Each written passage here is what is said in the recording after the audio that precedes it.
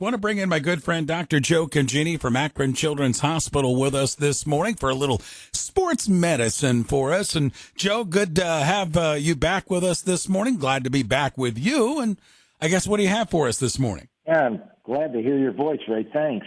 Well, you know what? I mean, I know it's a rainy morning, but it is Marathon Week. Marathon Week is big in Akron. I mean, as you well know, our marathon became kind of one of the top marathons in the country. It's really a very good marathon. A lot of people use it as a week to come back to their hometown.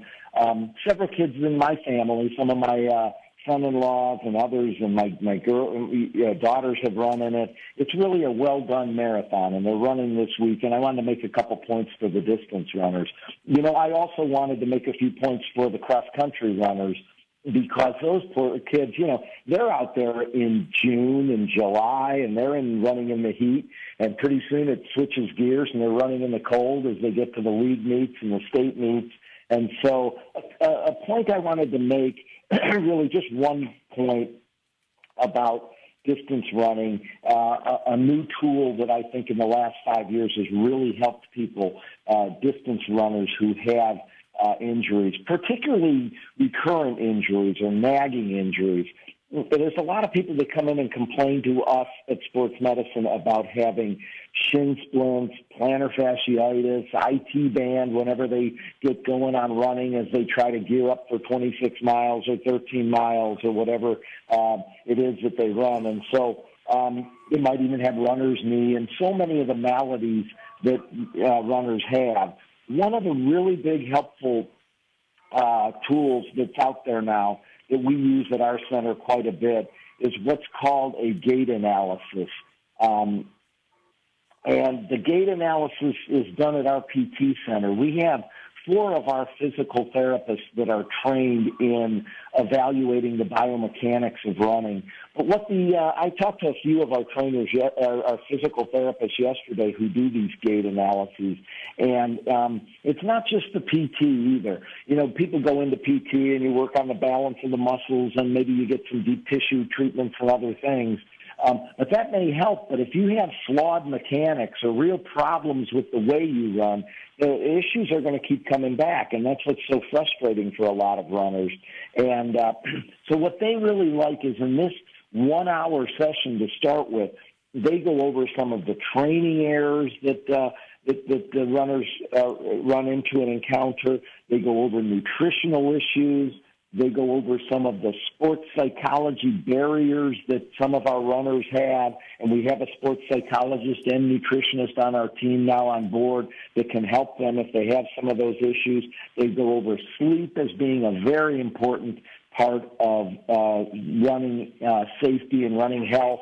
And so they do that really initially.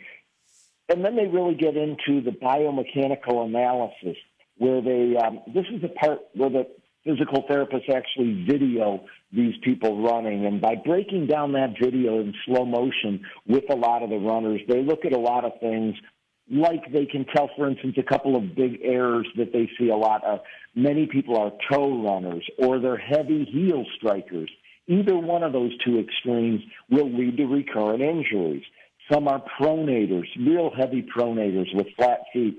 Some are high arch people that run on the outside of their foot. Those need to be corrected. They look at the step rate. It's a cool word called cadence, and they go over with the runners what their cadence is and what would be the ideal cadence for that runner. And they go over, many people overstride or understride, and that can be a problem for runners on the injury front. And so there's really that, I'm just scratching the surface of some of the things that they can do in that more advanced biomechanical analysis known as a gait analysis. And so for people who really love the sport and really want to enjoy, really seeking that enjoyment of running as their release, this running analysis or gait analysis has been great. So many people come back to me in the final follow-up visit as we look at their injury, and they say, wow, that was one of the best things I ever had done. I really didn't think I could make changes. So some of those changes like nutritional training changes or some of the specific changes in the way I run, I didn't think I could make changes that would make such a big difference. And even years later, a lot of people tell me, boy, one of the best things you ever did for me was looking at that gait analysis. And so for our cross-country kids, our distance runners that really want to extract some of the fun out of this sport, it's no fun to always be injured when you get moving in a different direction. And there's lots of people with these, especially these nagging injuries that come back or persistent injuries they can't get rid of. This is another tool in the toolkit for the sports medicine team that can really help runners enjoy something like Marathon Week.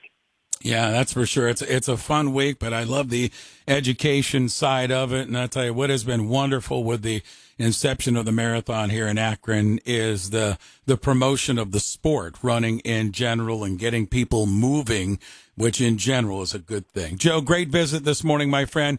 We'll reconnect again next week. Thanks for the time. Sounds great, Ray. Have a great week. Take care. You as well. Dr. Joe Congini, Sports Medicine Center, Akron Children's Hospital, joins us Wednesdays at this time.